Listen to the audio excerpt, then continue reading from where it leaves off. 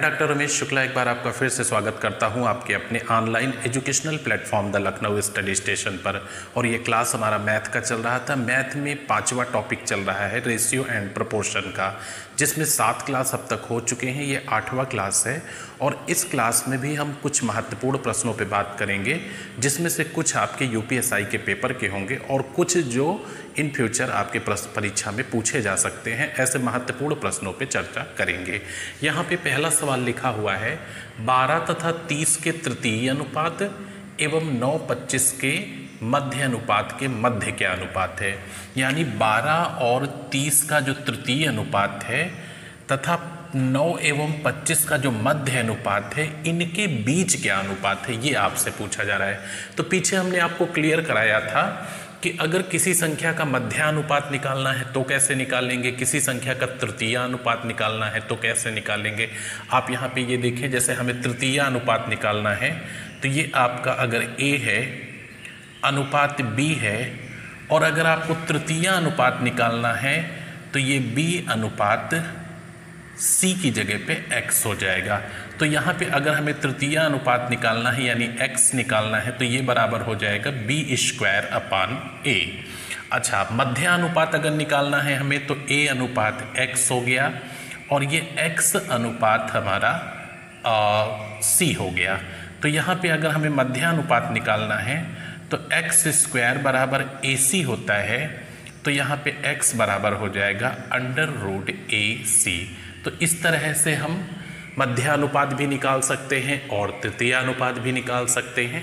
तो तृतीय अनुपात आप देखें कैसे निकालेंगे।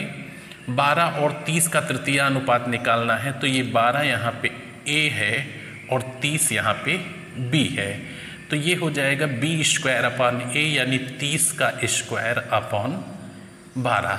ये हो गया। इसको आप कैलकुलेट करेंगे तो ये हो जाएगा 900/12। 900/12 करेंगे तो ये हो जाएगा 12 × 7 = 84, 12 × 5 = 60, 75 आ जाएगा तृतीय अनुपात। अब यहाँ पे अगर हमें 9 और 25 का मध्य अनुपात निकालना है तो 9 हो गया आपका A और 25 हो गया आपका C। मध्य अनुपात क्या होगा, √AC होता है, तो ये 9 × 25 हो जाएगा, जो कि हो गया 200 आपका 25, और 225 का अनुपात क्या हो गया, √ करेंगे, वर्गमूल लेंगे तो क्या हो जाएगा, 15 हो जाएगा। तो 9 और 25 का जो मध्य अनुपात था वो 15 है और 12-30 का जो तृतीय अनुपात था वो 75 था। अब इनके बीच क्या अनुपात है, तो 75 और 15 के बीच क्या अनुपात निकालेंगे। 15 × 1 = 15, 15 × 5 = 75, आंसर आ जाएगा 5:1 का। तो ये सबसे पहले दूसरे वीडियो में शायद मैं आपको बता चुका हूँ, ये पहले वीडियो में बता चुका हूँ। पहले वीडियो में आप इसको देखिएगा तभी आप इसको निकाल पाएंगे। 5:1 का इसमें रेशियो होगा। अगला सवाल लिखा है 2 संख्याओं में 5:9 का अनुपात है। अगर प्रत्येक संख्या में 16 जोड़ दिया जाता है तो ये संख्याएं 3:5 के अनुपात में आ जाती हैं। आपको बताना है कि बड़ी संख्या क्या है। तो यहाँ पे इसको आप निकाल सकते हैं इजी वे में, और ऐसे कई सवाल डिस्कस कर चुका हूँ। आप इनको देखिए, समीकरण बना के करते हैं। माना ये हमारी संख्याएं 5x और 9x हैं, ये दोनों संख्याएं हैं। अभी तक ये संख्या में रेशियो था, जैसे ही x इंक्लूड कर दिया तो ये रेशियो ना होकर एग्जैक्टली संख्याएं हो गई, और जब x की वैल्यू हमें मालूम हो जाएगी तो इनका मान भी बता देंगे। यदि प्रत्येक संख्या में 16 जोड़ा जाए तो +16 और हो क्या जाता है रेशियो 3 और 5 का हो जाता है। क्रॉस मल्टीप्लाई करेंगे इससे यहाँ पे और इससे यहाँ पे, तो 5 बचे 25x हो जाएगा और +80, 16 × 5 = 80, और 3 × 27x हो जाएगा और +48 है। जब इधर से अंतर लेंगे तो ये 2x हो जाएगा, और जब इधर अंतर लेंगे तो ये 32 हो जाएगा, यानी x की वैल्यू 16 आ जाएगी। अब देखिए x की वैल्यू यहाँ पे 16 आ जाएगी। जब ये इधर आएगा तो माइनस का 2x होगा, और ये उधर जाएगा तो प्लस हो जाएगा, माइनस का माइनस हट जाएंगे, x बराबर आपका 16 आ जाएगा। अब x बराबर 16 आ गया है तो आपसे पूछते हैं कि बड़ी संख्या बताइए कौन सी है। तो 9x बड़ी है, 9 × 16 कर देंगे यानी 144, ये आपकी बड़ी संख्या आ जाएगी। कौन सा आंसर सही है, सी आंसर सही है। बाय द वे अगर आपसे पूछ लेते कि छोटी संख्या कौन सी है तो 9 ये 16 पंचे 80, छोटी संख्या 80 हो जाएगी और बड़ी संख्या 144 हो जाएगी। और आप इसको प्रूफ करना चाहते हैं तो प्रूफ भी कर सकते हैं। आप देखिए छोटी संख्या 80 है, बड़ी 144 है। अगर इसमें आप 16 जोड़ोगे तो ये 96 हो जाएगी और इसमें 16 जोड़ोगे तो ये आपका हो जाएगा 160 हो जाएगी। अभी देखिए इनके बीच संबंध क्या है, 32 का टेबल, 32 तिहाई और 32 पंचे, 3 5 का रिलेशन आ गया या नहीं, तो आपके सामने है। इस तरह से अगर आप करेंगे तो इजी वे में आंसर दे पाएंगे। अगला सवाल, वह परिमेय संख्या कौन सी है जिसका 1/27 के साथ वही रिलेशन है जो 3/11 का 5/9 के साथ है। तो सबसे पहली चीज परिमेय संख्या क्या होती है। अब अगर आप शुरू से वीडियो देखेंगे, पहले क्लास से जंप नहीं करेंगे तो हमें आपको कुछ बताने की ज़रूरत नहीं है और न कुछ समझाने की ज़रूरत है, आपको खुद ही चीज़ें क्लियर हो जाएंगी। यहाँ पे बात की जा रही है वह परिमेय संख्या कौन सी है। जब आपको यही नहीं मालूम कि परिमेय संख्या होती कौन सी है तो आप इस सवाल को शायद करने में असहज महसूस करेंगे। परिमेय संख्या यानी रेशनल नंबर। रेशनल नंबर वो होता है जिसे m/n के फॉर्मेट में लिखा जा सके जहाँ n = 0 नहीं है। तो परिमेय संख्या माना m/n है, वो परिमेय संख्या m/n है, ठीक है। अब इसे हमने m/n के फॉर्मेट, तो वो परिमेय संख्या कौन सी है जिसका 1/27 के साथ वही रिलेशन है।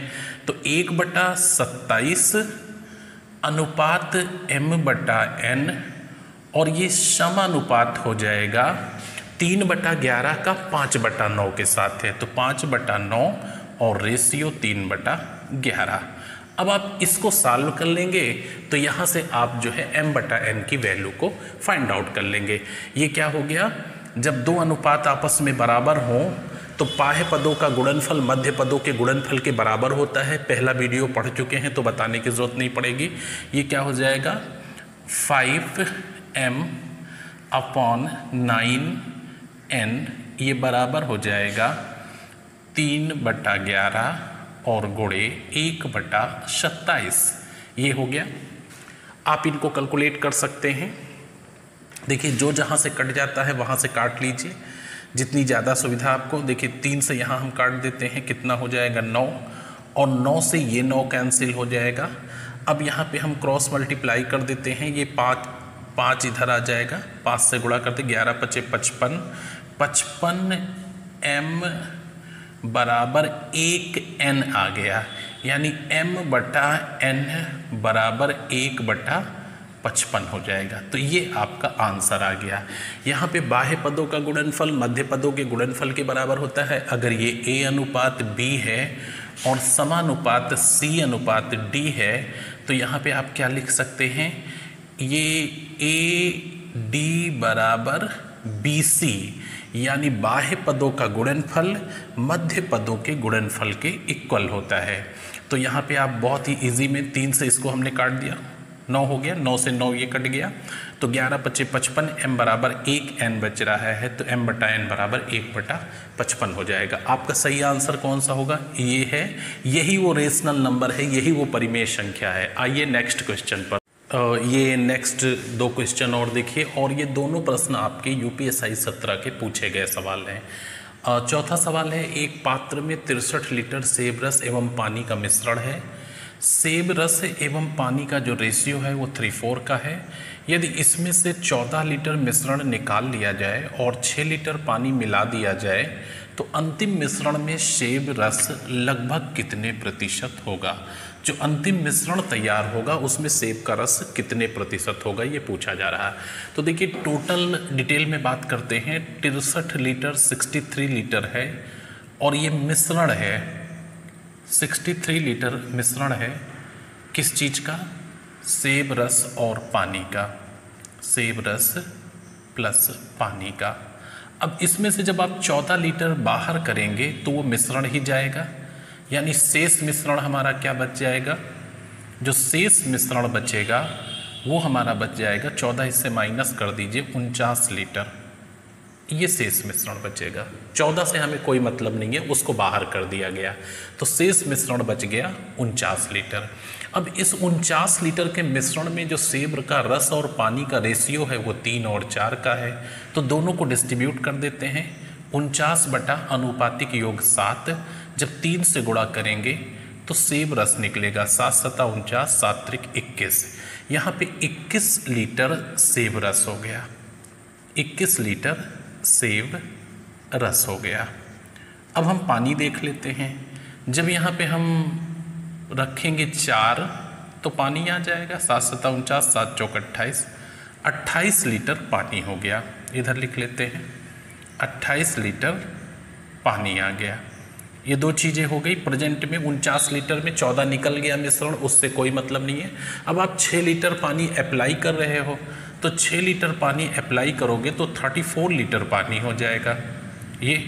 और ये क्या रहेगा आपका, ये तो एज इट इज़ रहेगा 21 लीटर सेब का रस। टोटल क्वांटिटी कितनी हो गई, 21 और 34 जोड़ दीजिए, 55 लीटर टोटल क्वांटिटी अब हो गई। 49 और 6 55, इसमें 21 लीटर आपका सेब का रस है, तो परसेंटेज निकाल लीजिए। 21 55 का कितने प्रतिशत है, इंटू 100। अब इसमें आप क्या करोगे, 5 से काट दीजिए, 5 एकम 5, 5 एकम 5, 5 से यहाँ 5 दूनी 10, गुणा करिए 0, 2 एकम 2 और 2 दूना 4, 420 बटे 11 आ जाएगा।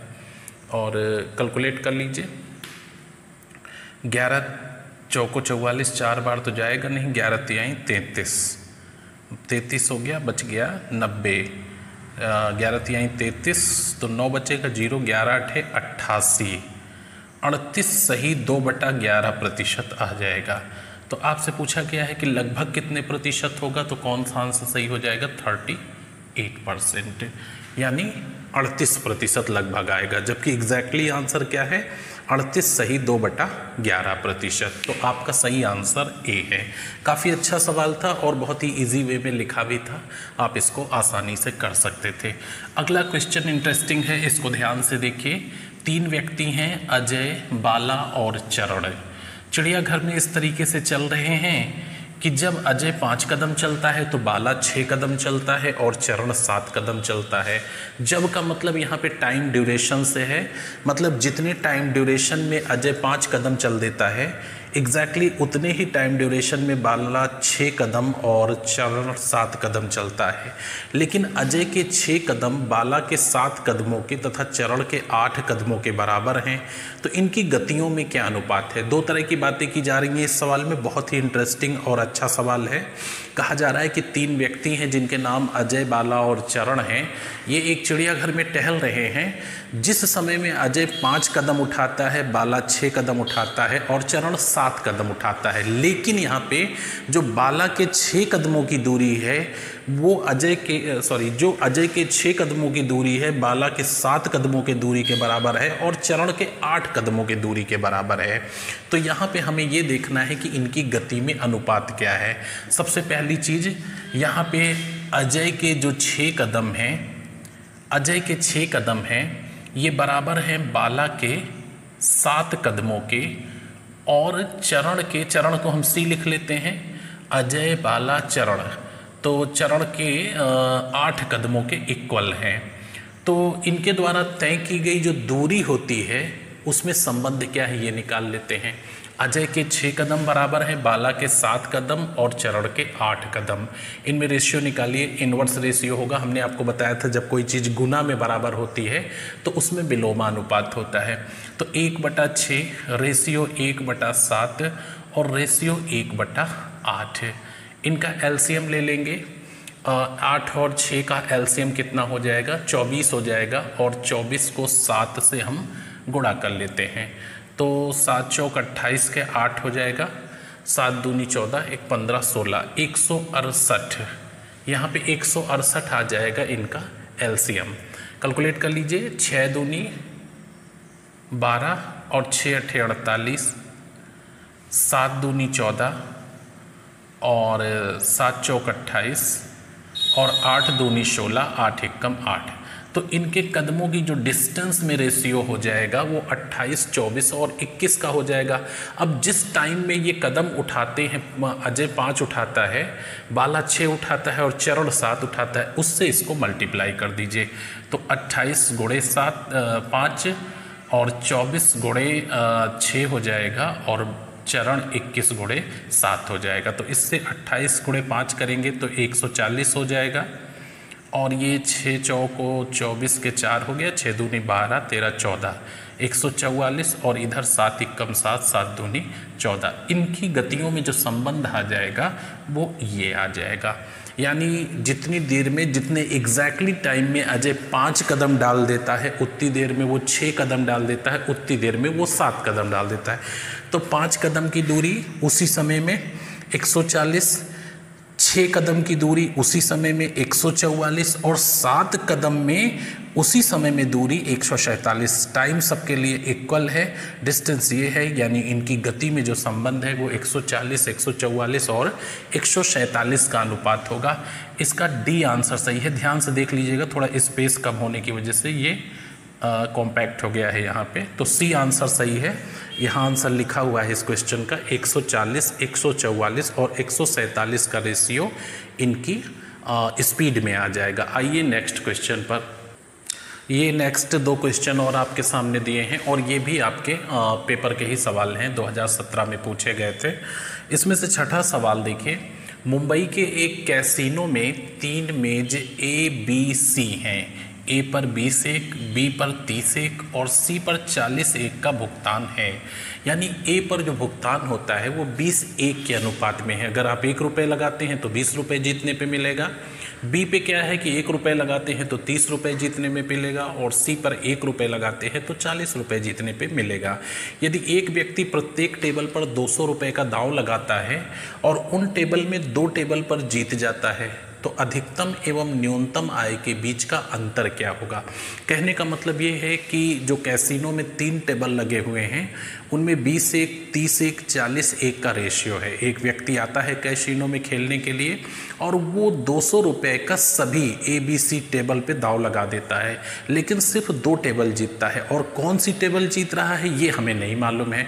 तो मुझसे केवल ये पूछा जा रहा है कि आप बताइए कि अधिकतम इनकम क्या हो सकती है, न्यूनतम इनकम क्या हो सकती है। तो अधिकतम और न्यूनतम इनकम के बीच का अंतर क्या है। तो बड़ी टेबल जो है 40 एक, 30 एक जीतेगा तो अधिकतम पैसा मिलेगा और छोटी टेबल 20 एक, 30 एक जीतेगा तो कम पैसा मिलेगा। तो इन दोनों का जो भी अंतर होगा वही उसकी मैक्सिमम और मिनिमम आय के बीच डिफरेंस हो जाएगा। तो पहले हम अधिकतम आय निकालते हैं। अधिकतम आय, अधिकतम आय आप कैसे निकालेंगे। अधिकतम आय तब आप निकालेंगे जब वो टेबल B प्लस C जीते तथा A हारे। अधिकतम आय तब निकलेगी जब B और C टेबल जीत जाए और A हार जाए।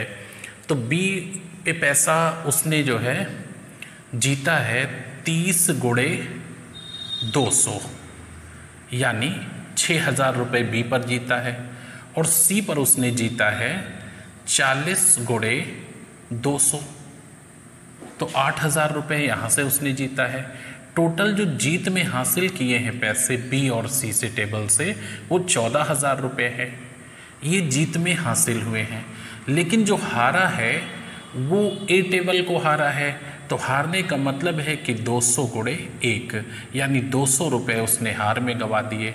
तो उसने जो बी और सी से इनकम अर्जित की वो 13,800 रुपये, ये उसकी अधिकतम आय हो गई। अधिकतम आय 13,800 रुपये अधिकतम आय हो गई। अब हम न्यूनतम आय की बात कर लेते हैं। न्यूनतम आय, तो न्यूनतम आय जो उसकी होगी वो ए प्लस बी टेबल अगर जीता जाए और हार जाए सी टेबल तो न्यूनतम आय होगी। अब ए में क्या है कि 20 एक का दांव है तो 20 गुणे 200, 4,000 रुपये ए से मिल जाएंगे और बी से जो मिलेगा वो 30 गुणे 200 मिलेगा, क्योंकि यहाँ पे 30 एक का दांव है तो 6,000 रुपये यहाँ से मिल जाएंगे। लेकिन जो सी से वो हारेगा वो 1 × 200 हार जाएगा सी से। तो ये 10,000 से टोटल से अगर हम सी में जो हार रहा है वो 200 रुपये वो निकाल दें तो कितना बच जाएगा, 9800 रुपये, ये बच गया। तो अगर मिनिमम इनकम होगी तो वो ए बी टेबल जीतेगा, छोटी टेबल, और मैक्सिमम इनकम होगी तो बी सी टेबल जीतेगा, बड़ी वाली दोनों।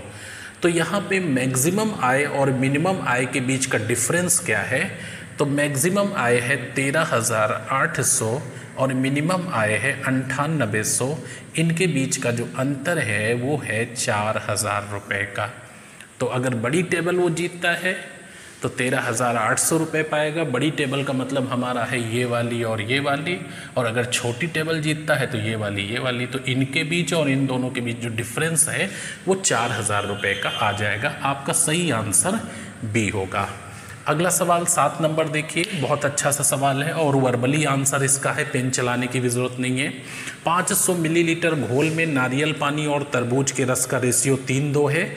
तरबूज के रस की कुछ मात्रा मिलाई जाती है जिससे ये रेशियो 1:1 हो जाता है। 1:1 का मतलब क्या है, 1:1 रेशियो का मतलब होता है दोनों क्वांटिटी बराबर हो जाती हैं।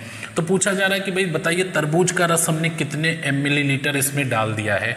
तो ये बताइए, ये सवाल आपको देख करके क्लियर हो रहा होगा कि 500 ml जो है आपका मिक्सचर है किसका, तरबूज का रस और नारियल पानी का।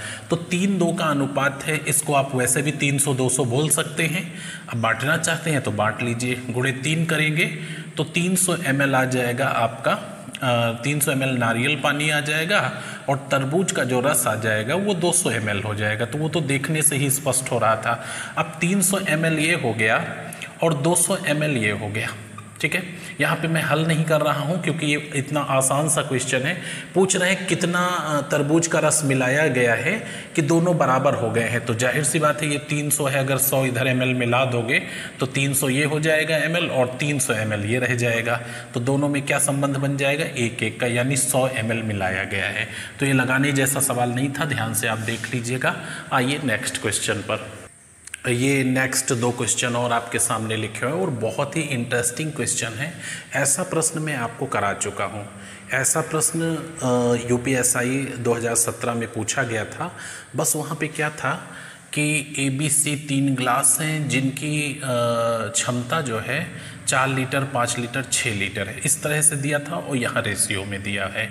तो ABC 3 बोतल है जिनकी धारिता का जो रेशियो है, धारिता का मतलब उनकी कैपेसिटी धारण करने की, 2:3:4 के रेशियो में है। और ये बोतलें स्प्रिट और पानी के मिश्रण से भरी हुई हैं जिसका रेशियो 1:5:3:5:5:7 है। यदि तीनों बोतलों को एक बड़े पात्र में डाल दिया जाए तो उसमें स्प्रिट और पानी का रेशियो क्या होगा। तो यहाँ पे देखिए, सबसे पहली चीज़ है कि ये ABC जो तीनों बोतल हैं इनकी धारिता 2:3:4 के रेशियो में है। ना तो हम इन्हें ले सकते हैं और ना इनके साथ x जोड़ सकते हैं और ना ही 100 इनसे इंक्लूड कर सकते हैं। वो चीज़ लेकर के चलेंगे जो कैलकुलेशन को इजी बना दे। अब सवाल ये उठता है कि ऐसी कौन सी चीज़ है जो कैलकुलेशन को इजी बना दे। तो आप इसको ज़रा ध्यान से देखिएगा। यहाँ पे जो 3 बॉटलें हैं, पहली ये है, दूसरी हमारी ये है और तीसरी बॉटल हमारी ये है। इनमें स्प्रिट और पानी है जिसमें रेशियो क्या है, 1 और 5 का रेशियो है, दूसरे में 3 और 5 का रेशियो है और तीसरे में 5:7 का रेशियो है। अच्छा, इनकी जो कैपेसिटी में रिलेशन है ABC में वो 2, 3 और 4 का है। तो इसको हम ऐसे ही लिख लेते हैं, 2:3 और 4, 60 पे लिख लेते हैं। तो ये इनकी कैपेसिटी में रिलेशन हो गया, 2:3:4। अब इनमें जो स्प्रिट और पानी है, स्प्रिट पानी वो 1:5:3:5:7 के रेशियो में है। इन तीनों को उठा करके हम इस एक बड़े पात्र में डाल देते हैं। सपोज ये पात्र हमारा D हो जाएगा, ये आपका C था, ये B था और ये A था। तो एक बड़े पात्र D में डाल दिया तो इसमें स्प्रिट और पानी का रेशियो क्या होगा। तो सबसे पहला हमारा काम होता है कि कैलकुलेशन को बहुत ही इजी यानी अपने फेवर में कर ले। तो इसका अनुपातिक योग क्या होगा, 6, 8 और 12। इसका अनुपातिक योग 6 हो गया, इसका अनुपातिक योग 8 हो गया और इसका 12 हो गया। इन सब का एलसीएम क्या होगा, एलसीएम क्या होगा, इन सब का एलसीएम आप निकालेंगे तो 24 हो जाएगा। 12 के अंदर 6 मौजूद है और 8 12 का एलसीएम क्या हो जाएगा, 24 हो जाएगा। सभी पात्र के रेशियो को 24 से गुणा कर देते हैं। पहला पात्र हमारा 24 दूना 72 लीटर का है, 24 दूना 48 लीटर का। पहला पात्र हमारा ए पात्र जो है वो 48 लीटर का है। बी जो पात्र हमारा है या बोतल जो भी है 24 तिया 72 लीटर की है और जो सी है वो 24 चौको 96 लीटर की है। अब रेशियो के जरिए बांट देते हैं। देखिए कितना आसान है बांटना। ये 1:5 के रेशियो में है तो 48 बटा अनुपातिक योग क्या हो जाएगा, 6 हो जाएगा। अब गुणे 1 करेंगे तो स्प्रिट निकलेगी, तो 6 8 48, 8 स्प्रिट हो गई और यहीं पे 5 आप रख लीजिए, मैं अलग से नहीं रख रहा हूँ। 48 लीटर टोटल ए में क्वांटिटी है, अनुपातिक योग 6, 1 रखोगे तो स्प्रिट निकलेगा, तो 6 8 48, 8 1 8 स्प्रिट हो गया। और यहीं पे अगर आप 5 रख दोगे तो 6 8 48, 8 5 40, ये 40 पानी हो गया। तो ये स्प्रिट है और ये पानी हो गया आपका। इस तरह से लिख लेते हैं। अब इस पे आ जाइए। 72 बटा क्या करेंगे, अनुपातिक योग 3 और 5 8 हो गया। आप 3 रखोगे तो स्प्रिट निकलेगी, तो 8 9 72, 9 त्रिक 27 यहाँ पे स्प्रिट हो गया। और जब इसके बाद 5 रखोगे तो 8 9 72, 9 5 45 पानी हो गया। उसके बाद फिर तीसरे पात्र में आ जाएंगे, 96 है। यहाँ अनुपातिक योग क्या रखेंगे, 12 रखेंगे। 5 रखोगे तो स्प्रिट निकल, पहला स्प्रिट है दूसरा पानी, तो 12 8 96 और 8 5 40 यहाँ पे स्प्रिट हो गया। और यहाँ पे आप 7 रख दो तो 8 7 56 यहाँ पे पानी हो गया। अब स्प्रिट एक तरफ जोड़ लो, पानी एक तरफ जोड़ते हैं।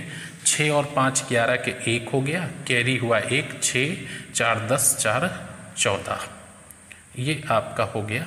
फिर से जोड़ लेता हूँ, 6 5 11 के 1 हो गया और यहाँ पे कैरी हुआ हमारा 1, तो 1 हुआ तो ये 6 हो गया और 8 6 8 14, 141 हो गया। 8 7 15 के 5 हो गया और यहाँ कैरी हुआ हमारा 1, तो 4 2 6 और 6 1 7, 75 और 141 का यहाँ पे रिलेशन हो जाएगा।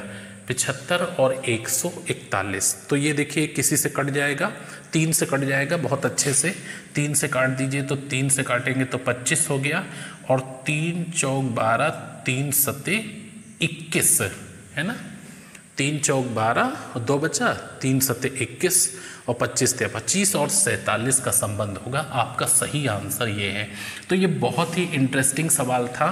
तरीका बस सही रखिएगा। अगर आप कैलकुलेशन को जटिल बना देंगे, अगर इसको 2x 3x 4x कह देते तो यही प्रॉब्लम आपकी कठिन हो जाती।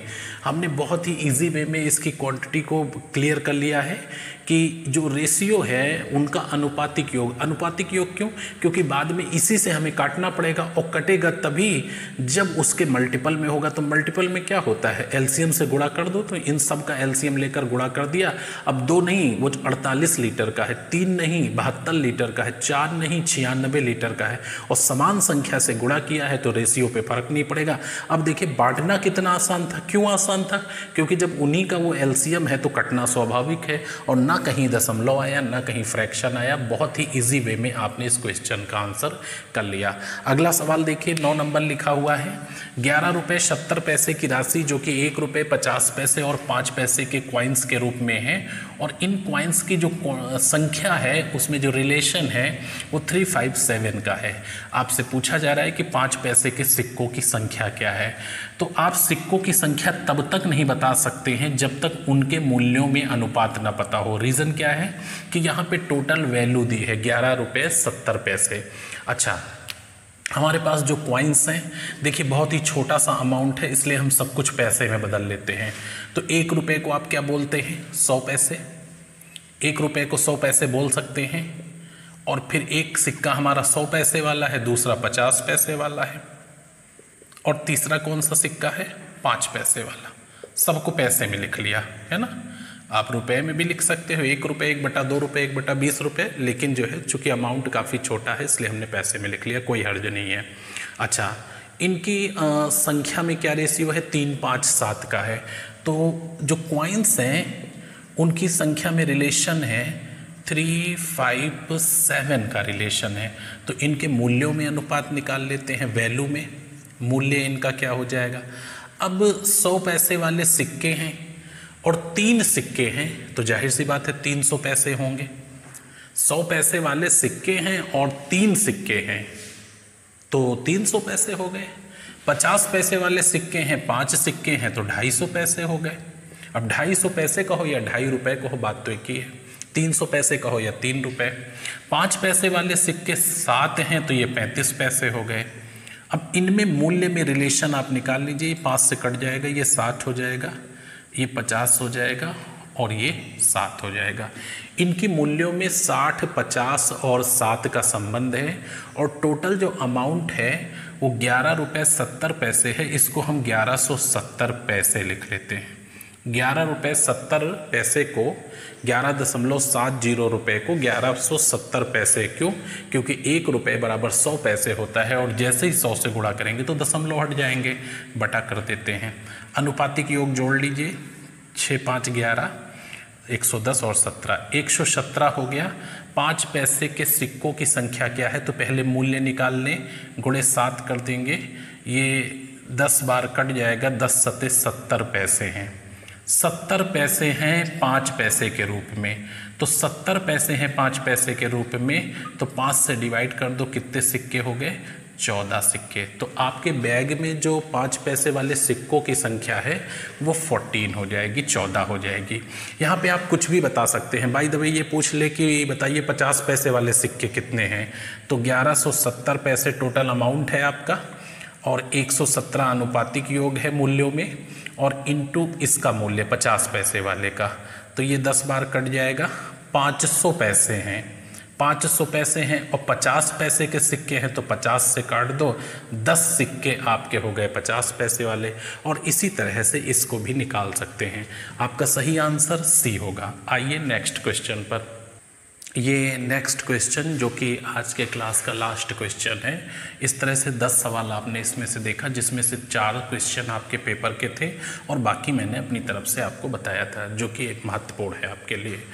लास्ट क्वेश्चन लिखा हुआ है, सर्कस के पहले शो के लिए प्रति दर्शक टिकट दर 20 रुपये, दूसरे शो के लिए 15 रुपये और तीसरे शो के लिए टिकट दर 12 रुपये थी।